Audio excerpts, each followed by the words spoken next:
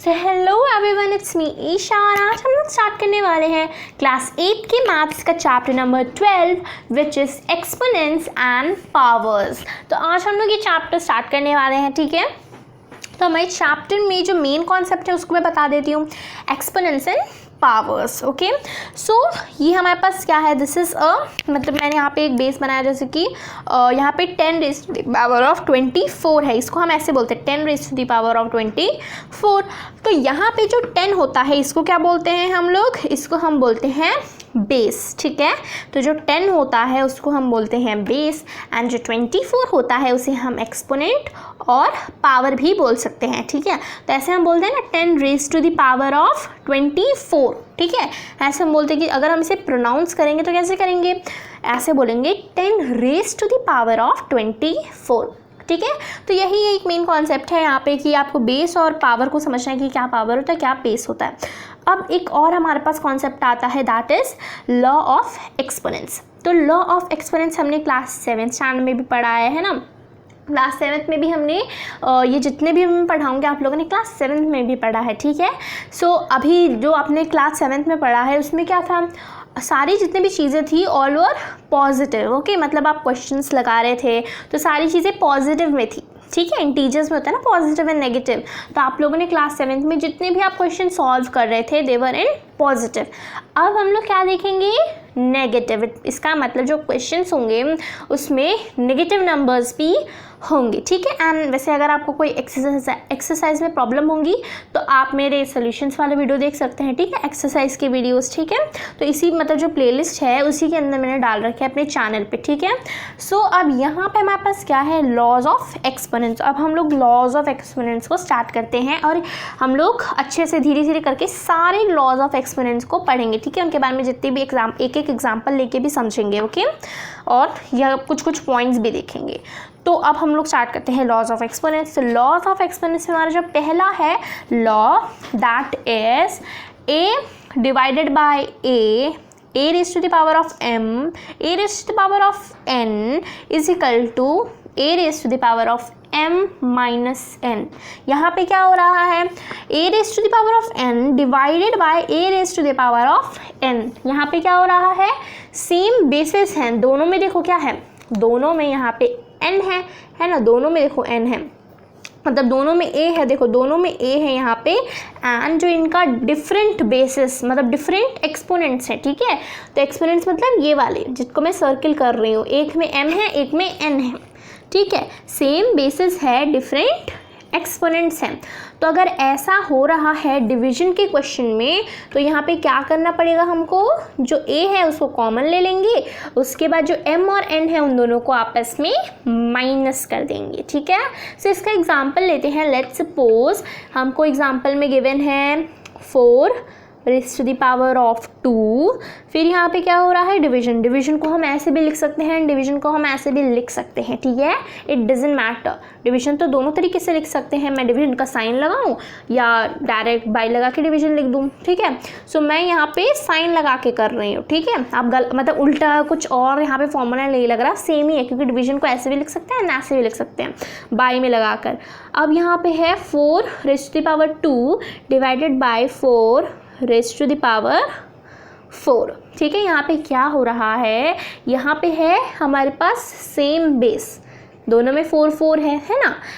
And इसके जो exponents हैं वो क्या है, और we can say like power, वो क्या है, यहाँ पे एक में 2 है एक में 4 है, दोनों डिफरेंट हैं। तो हमारी फॉर्मूला क्या कहती है, अगर इस टाइप का कहीं पे सिचुएशन होता है तब क्या करना चाहिए हमको, इन दोनों को कॉमन एक ले लेना चाहिए 4 एंड जो ऊपर वाले हैं उन दोनों को आपस में ही माइनस कर देना चाहिए। तो हम माइनस करेंगे 2 - 4। तो जब हम लोग, और जैसे कि ऐसा नहीं लिखना है कि मान लो 2 छोटा है और 4 बड़ा है तो 4 को अपनी मर्जी से आगे लिख दोगे, ऐसा नहीं है। जो लाइन वाइज है वैसे ही आपको यहाँ पे भी लिखना पड़ेगा। 4 रेज़ टू द पावर 2 पहले है इसलिए 2 पहले आएगा, ऐसा नहीं कि आगे 4 आप लगा दोगे, ठीक है। सो ऐसे नहीं करना है आपको। यहाँ तक हमने देख लिया। अब यहाँ पे क्या होगा, हमको करना है 2 - 4। तो 2 - 4 तो होता ही नहीं है क्योंकि 2 तो छोटा है 4 से। तो यहाँ पे क्या होगा, नेगेटिव वाला, मतलब जो हम इंटीजर्स सीखते हैं वो आएगा। तो इसका आंसर क्या होगा, -2 होगा, ठीक है।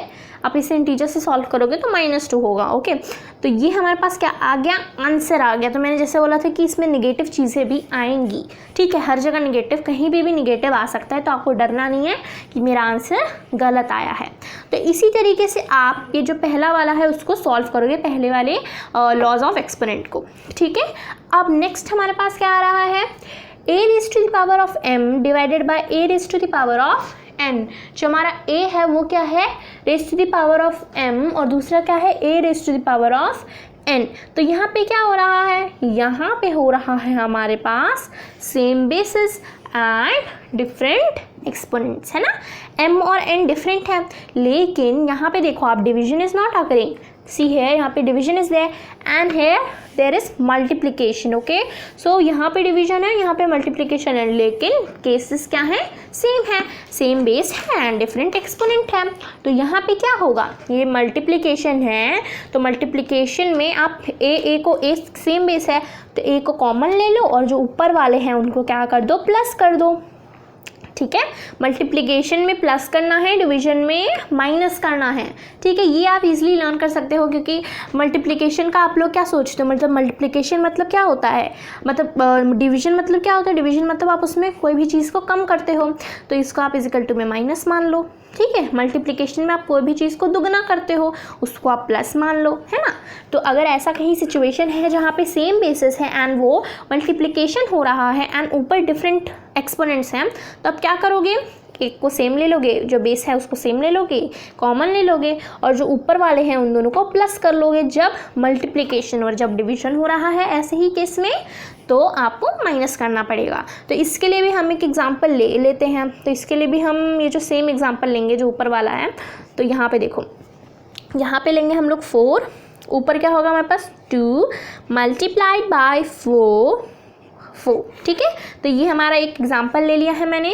अब इसे कैसे सॉल्व करेंगे, यहाँ पे इसको हम लोग सॉल्व करेंगे, 4 कॉमन ले लेंगे जैसे कि हमको एक्स लॉज में दिया हुआ है, एंड जो 4 और 2 है उन दोनों को ऊपर प्लस कर देंगे, ठीक है। लाइन वाइज लिखना है, ऐसा नहीं कि पहले 4 लिख दो बाद में 2 लिखो, लाइन वाइज लिखना है, पहले 2 है तो 2 ही लिखोगे आप लोग।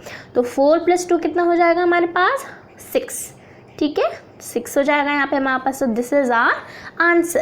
तो ऐसे ही हम लोग इन 2 टाइप के जितने भी लॉज ऑफ एक्सपोनेंट देखे, ये 2 मैंने भी आपको लॉज ऑफ एक्सपोनेंट बताए, इसमें category was a same basis and different exponent था। एक में डिवीजन में आपको माइनस करना था और मल्टीप्लिकेशन में आपको प्लस करना था। बेस आपको यहाँ पे जो कॉमन है वो कॉमन ही ले लेना था, ठीक है। तो ये हमने देखे 2 laws of exponent. So now let's move to our next laws of exponent. So our next laws of exponents are third and fourth. तो अब यहाँ थर्ड एंड फोर्थ को हम लोग समझेंगे। तो ये जो थर्ड एंड फोर्थ है इसमें क्या अप्लाई हो रहे हैं, different base and same exponent. पिछले वाले में क्या हो रहा था, डिफरेंट एक्सपोनेंट सेम बेस हो रहा था, लेकिन अभी क्या हो रहा है, different base and same exponent. इसका मतलब पिछले वाले में क्या था हमारे पास, पिछले वाले में था दोनों बेस क्या थे हमारे पास, सेम थे, लेकिन जो एक्सपोनेंट्स था दे वर डिफरेंट, m और n थे, है ना। यहाँ पे क्या होगा, a एंड b ये दोनों अलग अलग रहेंगे, लेकिन द एक्सपोनेंट्स क्या रहेंगे, सेम रहेंगे, ठीक है। सो यहाँ पे मैं इसलिए पैर बना के ले रही ताकि आपको अच्छे से सब कुछ समझ में आए। अब हमारा थर्ड एंड फोर्थ देखते हैं, ये भी एकदम सिमिलर है, दोनों में डिफरेंट बेसिस हैं एंड सेम एक्सपोनेंट्स हैं। तो थर्ड वाला क्या है यहाँ पे, a raised to the power of m divided by b raised to the power of m। Different basis हैं, सेम एक्सपोनेंट है। इसका अगर इस टाइप का सिचुएशन कहीं आता है डिवीजन में, तो आपको क्या करना पड़ेगा, आपको लेना पड़ेगा a और b को डिवीजन में सेपरेट, a और b को विदाउट ये एक्सपोनेंट्स के, और एक कॉमन एक्सपोनेंट यहाँ पे लगा देना होगा, दोनों का एक कॉमन ब्रैकेट के बाहर लगा देना। उसका मतलब इसके अंदर जो डिवीजन करके आप जो आंसर लाओगे उसके ऊपर ये एक लग जाएगा, ठीक है। मतलब मैं आपको करके दिखाता हूँ, अगर आपको समझ में नहीं आ रहा तो यहाँ पे देखो, एक क्वेश्चन लेते हैं हम लोग, जैसे कि हम लोग ले लेते हैं 6 ऊपर, ठीक है, 6, और इसका जो हमारे पास एक्सपोनेंट m है वो रहेगा हमारे पास 2 डिवाइडेड बाय हमारे पास हो जाएगा 4, फिर इधर हो जाएगा हमारे पास 2, ठीक है। तो यहाँ पे आप देख सकते हो कि क्या हो रहा है, दोनों के पास एक एक्सपोनेंट है एंड 6 और 4 डिफरेंट बेसिस हैं और ये सेम एक्सपोनेंट है, ओके। अब आगे करते हैं इसको, आगे अगर इस टाइप का सिचुएशन डिवीजन में आकर होता है तो आप क्या करोगे, तो आपको ये करना है कि इन दोनों को एक ब्रैकेट में ले लेना है, फिर आपको क्या करना है, एक कॉमन यहाँ पे 2 लिख लेना है, ठीक है, एक कॉमन 2 यहाँ पे लिख लेना है। आगे क्या प्रोसीजर होगा, प्रोसीजर ये होगा आगे जो आपने अंदर लिया है उसको आपको कैंसिल आउट करना होगा, अगर वो कैंसिल आउट हो रहे हैं तो, ठीक है। तो इसे कैंसिल आउट करते हैं, 2 के टेबल से दोनों कट रहे हैं, 2 3 क्या हो जाता है 6 हो जाता है, 2 2 4 हो जाता है, तो इधर क्या हो जाएगा हमारे पास 3 डिवाइडेड बाई 2 एंड फिर ब्रैकेट के बाहर हो जाएगा हमारे पास यहाँ पे 2, ठीक है। सो ये हमारे पास क्या हुआ, इसी टाइप से अगर आपको इस टाइप के क्वेश्चन सॉल्व करना है तो इसी टाइप से आप ऐसे क्वेश्चंस को सॉल्व करोगे, ठीक है। अंदर आपका जो चीज़ है उसको आपको काट देना होगा और जो सेम था यहाँ पे आपको एंड में लगा देना होगा। और कुछ में ये होता है ना, हमारे में यहाँ पे कैंसिल आउट में क्या आया 6/4 है, तो ये पूरा नहीं कट रहा है ना, 3 और 2 आ गई, 3 और 2 को हम फर्दर नहीं काट सकते हैं। लेकिन कुछ में क्या होता है, मान लो 2 है, नीचे 4 है और ऊपर क्या हो गया यहाँ पे हमारे पास 2 है, नीचे हमारे पास यहाँ पे 4 हो गया और ऊपर हमारे पास यहाँ पे 2 हो गया, ठीक है। तो इन दोनों को हम काटते 2 1 2 हो जाएगा, 2 2 4 हो जाएगा। यहाँ पे भी आपके पास क्या आ रहा है 1/2 हो गया, ऊपर एक 2 आ गया, है ना। कुछ में क्या होता है ना, कुछ में ये हो जाएगा, देखो कुछ में जैसे कि हमारे पास हो गया और नीचे हम लोग लिख देते हैं यहाँ पे 4 एंड ऊपर 8, ठीक है। तो कुछ में इस टाइप का क्वेश्चन मतलब आकर होता है कि मान लो आपने यहाँ तक हम लोग पहुँच गए हैं, इस स्टेज तक मैं पहुँचने के बाद बात कर रही हूँ कि यहाँ पे कैसे कैसे सिचुएशन आ सकते हैं। तो कभी कभी ऐसा होगा कि आप मतलब इस टाइप का होगा 8 और 4 कभी आ गए तो आप क्या करोगे 4 1 4, फिर क्या कर दोगे आप यहाँ पे, हम लोग यहाँ पे कर सकते हैं 4 2 8, ठीक है। तो यहाँ पे क्या हो गया, नीचे 1 हो गया तो 1 को लिखने की ज़रूरत नहीं है, हम लोग डायरेक्ट यहाँ पे 2 2 लिख सकते हैं, ठीक है। 2 यहाँ पे, इसके ऊपर एक 2 है। और फिर इसको फर्दर कैसे आप सॉल्व करोगे, इसको फर्दर आप सॉल्व करोगे, देखो ऐसे, इसको फर्दर आप सॉल्व करोगे 2 × 2, आंसर विल बी 4, ठीक है। एंड और मान लो यहाँ पे हम इसको फर्दर कैसे सॉल्व करेंगे, जो 3/2 है इसको कैसे फर्दर सॉल्व करेंगे, इसको हम फर्दर सॉल्व करेंगे, देखो ऐसे। इसको फर्दर सॉल्व करने के लिए हमको इसको 2 बार मल्टीप्लाई करना पड़ेगा, देखो इजिकल टू मैं नीचे करके दिखाती हूँ, 3/2 × 3/2, क्योंकि ये पूरा क्या हो रहा है, पूरा इसके ऊपर कितना मतलब एक्सपोनेंट है, पावर है, 2 पावर है, ठीक है। तो यहाँ पे 2 बार हो रहा है मल्टीप्लाई, ओके। सो आपको इसको मल्टीप्लाई करना पड़ेगा, 3 3 कितना होता है 9 होता है, 2 2 4 होता है, ठीक है। तो ये हमारे पास आंसर आ गया, ओके। सो ऐसे ही हम लोग ऐसे मतलब डिवीजन हो रहा है तब ऐसे सॉल्व करेंगे, ठीक है। अब हम क्या देखने वाले हैं, अब हम इस मल्टीप्लिकेशन का भी एक बार देख लेते हैं, ठीक है। सो मल्टीप्लिकेशन में मान लो अगर यही केस है, यही क्वेश्चन लेती हूँ या फिर मैं दूसरा क्वेश्चन लेती हूँ, ठीक है। तो यहाँ पे क्या हो रहा है ना, हमारे पास जो ए है वो है 2, जो हमारा ऊपर मतलब एक्सपोनेंट है इस पर 2 ही है, फिर मल्टीप्लिकेशन में यहाँ पे 4 है, इसके ऊपर भी 2 है, ठीक है। तो यहाँ पे क्या है मतलब सेम हमारे पास एक्सपोनेंट है और डिफरेंट बेसिस है।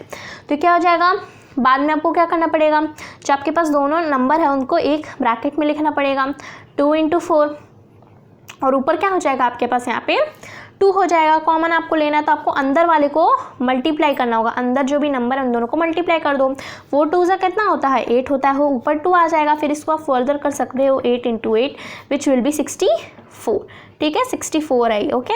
तो 64 हो जाएगा। तो ऐसे ही हम लोग इस टाइप के जितने भी क्वेश्चन होते हैं उन सबको सॉल्व करते हैं। तो ये मैंने कौन से दिखाए, 3rd and 4th हमारे जो लॉज ऑफ एक्सपोनेंट्स हैं।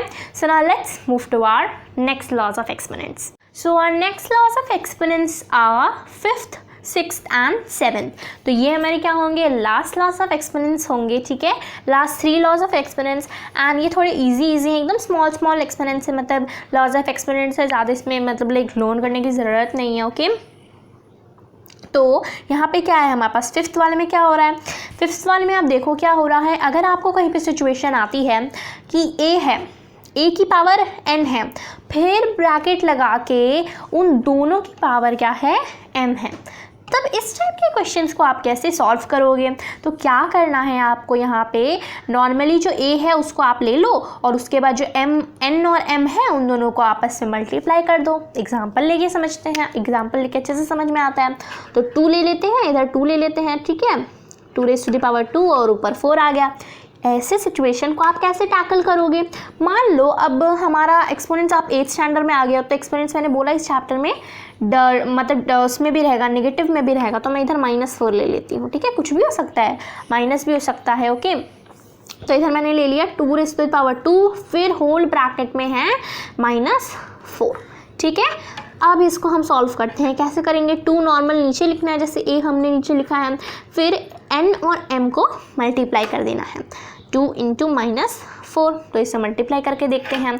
तो इस चैप्टर को समझने के लिए और इसके आने वाले जितनी भी चैप्टर होंगे सबको सॉल्व करने के लिए आपको इंटीजर्स वाला जो चैप्टर होता है ना, हर अभी 8th स्टैंडर्ड तक तो वो सारे 6th 7th 8th में सब में रहता है इंटीजर, तो वो सब आपको basics multiplication, division, plus, minus, integers के आने ही चाहिए। तो अब इसे सॉल्व करते हैं।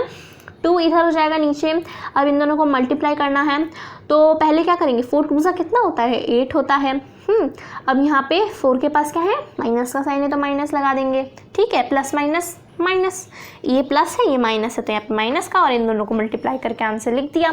तो यहाँ पे क्या हो रहा है, 2⁻⁻8, ठीक है, 2⁻⁻8, ये हमारा क्या हो गया, आंसर हो गया, ठीक है। सो अब हम यहाँ पे क्या करेंगे, अभी देखो यहाँ पे आप लोग अब क्या करना है, आपको इसको और फर्दर भी हम इसे सॉल्व कर सकते हैं। कैसे सॉल्व करेंगे, यहाँ पे हमको यहाँ पे 2 × 2 × 2 करना पड़ेगा, कितनी बार, 8 बार, ठीक है। तो 2 × 2 × 2 2 × 2, और इसको मतलब डायरेक्ट 8 बार जितनी बार आप करोगे, तो 8 बार करोगे तो उसका जो आंसर आएगा ना, that will be your final answer, ठीक है। क्योंकि 2 का मल्टीप्लिकेशन तो आपको आता होगा, तो यहाँ पे ज़्यादा टाइम ना कंज्यूम हो, इसलिए मैं इतना बड़ा मल्टीप्लिकेशन नहीं कर रही हूँ। अब हम आगे बढ़ते हैं, which is are 6th one, ठीक है। सो 6th one अब हम देखते हैं 6th one में क्या है। लेट्स सपोज आपको कोई नंबर मतलब नंबर दिया हुआ है 4, उसके ऊपर है raised⁻0, तो इसका आंसर क्या होगा, इसका आंसर हमेशा 1 होगा। कोई भी नंबर हो अगर वो raised⁻1000 है, raised⁻0 = 1, this is 0, okay. Then 1 raised⁻0 = 1, 500 raised⁻0 = 1, and अगर कहीं पे क्वेश्चन आते हैं इस टाइप के, सी मैं यहाँ पे आपको क्वेश्चन दिखाती हूँ, 5 raised⁻2 + 2 raised⁻2 + 1 raised⁻0 हो, इन सब का 2 है, मतलब देखो 5 raised⁻2 है, प्लस यहाँ पे क्या है 2 raised⁻2 है, फिर यहाँ पे क्या है प्लस में है 1 raised⁻1, ठीक है। जहाँ पे कोई नंबर नहीं लिखा रहता वहाँ पे 1 होगा, ठीक है। ऐसा नहीं कि जहाँ पे नंबर नहीं लिखा है वहाँ पे 0 होगा, जहाँ पे नंबर नहीं लिखा है वहाँ पे 1 होगा, और जहाँ पे नंबर के जगह 0 डाल दिया गया है इसका मतलब वो 0 है, ठीक है। सो इस टाइप का सिचुएशन है, तो आप क्या करोगे, अगर आपने देखो क्या किया, देखो मैं एक चीज़ बताती हूँ, बहुत सारे बच्चों में इसमें मतलब टाइम वेस्ट अपना करते हैं, मतलब उनको करना है तो करते हैं, लेकिन अपना इसमें टाइम वेस्ट करते हैं। कैसे करते हैं, 5 का पहले वो लोग क्या करेंगे, स्क्वायर निकाल लेंगे, ठीक है।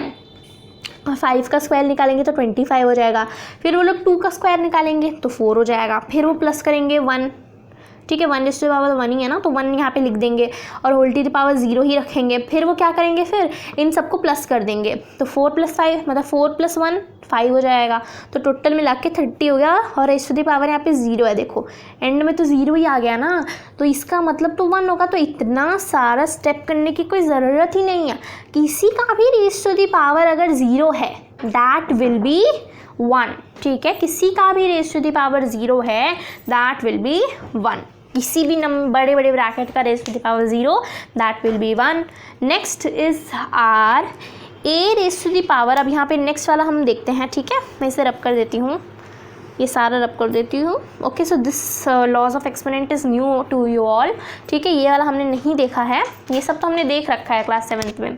तो इसमें क्या हो रहा है, इसमें देखो a raised to the power यहाँ पे क्या हो रहा है, -n हो रहा है, = क्या हो रहा है, 1 raised to the मतलब 1 है divided by a raised to the power n। तो यहाँ पे क्या हो रहा है, देखो अगर मान लो लेट्स सपोज आपका आंसर आता है या फिर आपका क्वेश्चन गिवन है 4 raised to the power -2, तो इसका आंसर क्या होगा, इसका आंसर होगा 1 raised, इसका आंसर कैसे निकालोगे, क्योंकि यहाँ पे तो माइनस आ गया ना, तो इसका आंसर क्या होगा, अरे यहाँ पे मैं आपको फिर से बताती हूँ, देख लो। अगर क्वेश्चन में कहीं पे लिखा हुआ है, देखो यहाँ पे मैं इसको रब कर देती हूँ, बेसिक से समझाती हूँ। अगर कहीं पे क्वेश्चन में लिखा हुआ है -2 रेज़ टू द पावर 2, तो आप इसको कैसे करोगे? इसको आपको लिखना पड़ेगा -2 इंटू -2, है ना, क्योंकि यहाँ पे -2 है, उसका रेज़ टू द पावर क्या है? 2 है, ठीक है। तो आपको -2 को ही 2 बार करना पड़ेगा। तो उसका जो आंसर आएगा दैट विल बी 2 2 ज़ा 4, दोनों में माइनस है, that will B plus, minus minus plus, ठीक है। तो यहाँ पे आपने ऐसे आंसर निकाल दिया। लेकिन अगर कहीं दिया है 2 रेज़ टू द पावर -2, तब आप इसे कैसे सॉल्व करोगे? तब आपको क्या करना होगा? फॉर्मूला के हिसाब से आपको क्या करना पड़ेगा? फॉर्मूला के हिसाब से आपको ऊपर एक 1 लिखना है, नीचे लिखना है जो हमारा a है, यहाँ पे ए यहाँ पे क्या है? 2 है हमारा यहाँ पे, तो 2 लिखना है। उसके ऊपर जो n है, यहाँ पे नेगेटिव था, यहाँ पे आप इसको n को क्या डाल दोगे? पॉजिटिव, मतलब यहाँ पे n नहीं, यहाँ पे हम लिखेंगे 2 को, आप यहाँ पे क्या था? नेगेटिव था, तो हम 2 को यहाँ पे पॉजिटिवली डाल देंगे। तो ये आपका आंसर आ गया। लेकिन अभी आंसर हम लोग इसको और फर्दर सॉल्व करेंगे। 2 है, 2 के ऊपर 2 का स्क्वायर है, तो कितना हो जाएगा? 2 2 ज़ा 2 इंटू 2 होगा। यहाँ पे देखो कितना हो जाएगा ये? दैट विल बी 4, ठीक है। तो ऐसे इसको सॉल्व करेंगे फर्दर, ठीक है। क्योंकि इस मतलब अगर मान लो पावर में ही माइनस है, तब आप इसे कैसे सॉल्व करोगे? इस टाइप से चीज़ से सॉल्व करोगे, ठीक है। तो इस फॉर्मूला आपके लिए नया है, इसको आप अच्छे से समझ लो। अगर ऐसा कहीं पे होता है तो आपको क्या करना पड़ेगा? ऐसा कहीं पे होता है तो आपको डायरेक्ट 1 लिखना है, डिवीजन में आपको 2 लिखना है, और जो यहाँ पे नेगेटिव था ये पॉजिटिव में कन्वर्ट हो जाएगा। तो फिर आप इसको नॉर्मल करके आंसर निकाल सकते हो। तो this is our whole answer, ठीक है। तो ऐसे ही हम लोग इन तीनों को करते हैं। एंड ये देख लिए, यहाँ पे जितने भी लॉज ऑफ एक्सपेरिमेंट्स हमारे थे वो सब हमने यहाँ पे क्लियर कर दिया। नेक्स्ट हमारे पास एक टॉपिक आता है, हमारे पास नेक्स्ट टॉपिक आएगा, that will B standard form, ठीक है। तो हम लोग स्मॉल नंबर्स को कैसे स्टैंडर्ड फॉर्म में रिप्रेजेंट करते हैं वो हम लोग देखेंगे। So now let's move to our next topic. So our next topic is about how to write small numbers in standard form। तो आप small numbers, एकदम छोटे छोटे numbers को आप कैसे standard form में लिखोगे? तो small numbers मतलब क्या? small numbers मतलब 1 2 3 ये सब है, तो क्या स्मॉल नंबर्स? नहीं, ये सब स्मॉल नंबर्स नहीं होते हैं। जो पॉइंट के बाद जो नंबर्स होते हैं ना, वो क्या होते हैं? ये क्या है? एक स्मॉल नंबर है, पॉइंट के बाद आ रहा है ना, मतलब 1.0, इसका मतलब ये क्या है? 1 है ना। तो मान लो 1.0 है, और पॉइंट के पीछे जितने नंबर्स लिखे रहते हैं वो क्या होते हैं? 1 से छोटे होते हैं। ये सब तो आपको पता है, ठीक है। पॉइंट में जो नंबर्स आते हैं, जैसे कि मान लो किसी माइक्रो ऑर्गेनिज्म का साइज़, ठीक है, माइक्रो ऑर्गेनिज्म का जो साइज़ होता है वो बहुत ही छोटा होता है। तो आप इसको ऐसे थोड़ा ना बोलोगे, मान लो यही क्वेश्चन है हमारे पास, आपको इसको बोलना है, तो ऐसे थोड़ा ना बोलोगे टीचर को कि मैम मेरे को ये वाला क्वेश्चन चाहिए जिसमें लिखा हुआ है 0.00000000, इतना बड़ा थोड़े ना बोलोगे, है ना। तो इसके लिए अगर कुछ मीटिंग चल रही है ना, तो उसमें आप इतना बड़ा बड़ा नंबर थोड़े ना ऐसे ही बोलोगे कि मेरे हिसाब से तो ये जो नंबर है 0.00000006, इतना बड़ा नंबर थोड़े ना बोलोगे। तो इसके लिए एक स्टैंडर्ड फॉर्म आता है जिसको आप यूज़ करोगे तो आपका नंबर क्या हो जाएगा? सिंप्लीफाइड हो जाएगा, छोटा हो जाएगा, ठीक है। सो उसे हम सीखते हैं, ठीक है। तो यहाँ पे मैंने 4 एग्जाम्पल्स लिए हैं, उन सबको हम लोग सॉल्व करेंगे। अब जब यहाँ पे देखो, जब ऐसे पॉइंट के बाद अगर नंबर हैं, क्या? जब पॉइंट के बाद नंबर हैं तब आपको क्या करना पड़ेगा? तब आपको मतलब लाइक इस टाइप का, जैसे पॉइंट के बाद जब नंबर्स होते हैं और अगर आपको इसको स्टैंडर्ड फॉर्म में कन्वर्ट करना है, क्या बोला मैंने? आफ्टर पॉइंट, ठीक है। अगर आफ्टर पॉइंट नंबर्स हैं, मतलब इस टाइप का अगर कोई नंबर है, जैसे कि पॉइंट के बाद अगर नंबर हैं और अगर आपको उसको स्टैंडर्ड फॉर्म में कन्वर्ट करना है, तब आपको कहाँ से जंपिंग, इसमें जंपिंग का प्रोसेस मैं आपको बताऊंगी। अगर आपको पॉइंट के बाद नंबर्स को स्टैंडर्ड फॉर्म में करना है तो उसमें आपको कहाँ से जंपिंग करनी पड़ेगी? लेफ्ट साइड से जंपिंग करनी पड़ेगी, ठीक है। एंड अगर पॉइंट के बाद है तो उस आंसर में, जो आंसर आएगा उसमें आपको नेगेटिव का साइन लगाना है, कहाँ? पावर में, ठीक है। तो ये जो चीज़ मैंने अभी बताई इसका आप दिमाग में रखो और मैं अभी सॉल्व करके दिखाती हूँ कि मैं ये जो तीनों चीज़ें मैं क्या बोल रही हूँ। पहली चीज़ हमें ये पता है कि आफ्टर पॉइंट अगर नंबर्स हैं और अगर आपको उसको स्टैंडर्ड फॉर्म में कन्वर्ट करना है तो आपको लेफ़्ट साइड से जंपिंग करनी पड़ेगी। 1 2 3 4 5 6 7। तो ऐसे करके आप क्या करोगे, जंपिंग करोगे। ठीक है, वन वन गैप पे आप लोग ऐसे से जंपिंग शो करोगे। ठीक है, जंपिंग आपको कहाँ तक करनी है, लास्ट के जो 2 डिजिट होंगे उनके बीच तक। ठीक है, वहाँ तक आपको जंपिंग करना है। जितनी बार आपने जंपिंग की है उसको आपको मतलब जितनी बार आपने जंपिंग की उसको आप कैसे लिखोगे, देखो मान लो आपने यहाँ पे क्या किया, 1 2 3 4 5 6 7 बार जंपिंग किया। तो इसका आंसर क्या बन जाएगा, 10 raise to the power of हमारे पास क्या हो जाएगा, यहाँ पे हमारे पास हो जाएगा, देखिए फिर से आपको लिख देती हूँ यहाँ पे हमारे पास हो जाएगा 0.6 multiplied by 10 raise to the power of 7 और -7, ये मेरे पास आंसर आया है। ठीक है, तो अभी ये आपको आंसर समझ में नहीं आ रहा होगा कि मैंने कैसे निकाला है, तो इसको मैं समझाती। देखो अगर ऐसा होता है आपको मतलब एक पॉइंट के बाद नंबर गिवन है, आफ्टर पॉइंट अगर नंबर्स गिवन है तो आपको लेफ़्ट साइड से जंपिंग करनी पड़ेगी। ये मैंने बता दिया। कहाँ तक जंपिंग करनी है, आपको जंपिंग करने की लास्ट के 2 डिजिट तक जंपिंग करनी है। फिर उन्हीं दोनों डिजिट को ना ऐसे पॉइंट के रूप में लिख देना है। ठीक है, 0.6 मैंने यहाँ पे लिख दिया। फिर आपको क्या करना पड़ेगा, फिर आपको यहाँ पे मल्टीप्लाई करना पड़ेगा किससे, 10 से, और 10 के ऊपर क्या रेज़ टू द पावर लगाना है, जितनी बार आपने जंपिंग की है वो आपको लिखना है। एंड अगर आप लेफ़्ट साइड से जंपिंग कर रहे हो तो जो आपका पावर होगा उसमें नेगेटिव का साइन लगेगा। ठीक है, तो ये एक मतलब एक कॉन्सेप्ट था, आपको अच्छे से समझना पड़ेगा। देखो मैं फिर से एक बार समराइज़ कर देती हूँ। आफ्टर पॉइंट अगर नंबर है आपको लेफ़्ट साइड से जंपिंग करनी है। लेफ़्ट साइड से जो आपको कहाँ तक जंपिंग करनी है, लास्ट के 2 डिजिट तक जंपिंग करनी है। फिर जहाँ तक आपने जंपिंग की उसको आप यहाँ पे लिख दो, उसको मल्टीप्लाई कर दो 10 से। ठीक है, फिर आपको क्या करना है, उसके पावर में जितनी बार आपने जंपिंग की उसको लिख देना है। ठीक है, एंड अगर आप लेफ़्ट साइड से जंपिंग करें तो वहाँ पे आपको उसके पावर में नेगेटिव का साइन लगाना है। ठीक है, अब यही प्रोसेस होगा हमारे अगर आप राइट साइड से जंपिंग करोगे। राइट साइड से जंपिंग करोगे तो आपको यहाँ पे पॉजिटिव का साइन लगाना, और अपनी मर्ज़ी से नहीं कि मैं इस बार राइट साइड से जंपिंग करूँगा इस बार लेफ़्ट साइड से, ऐसा नहीं।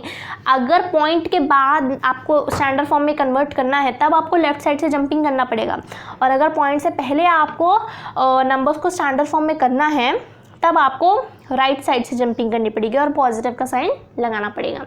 ठीक है, सो हम ये वाला क्वेश्चन सॉल्व करते हैं। इसमें भी आपको जंपिंग करनी है 1 2 3 4 5 6 बार हमने जंपिंग की है, तो यहाँ पे पॉइंट आएगा।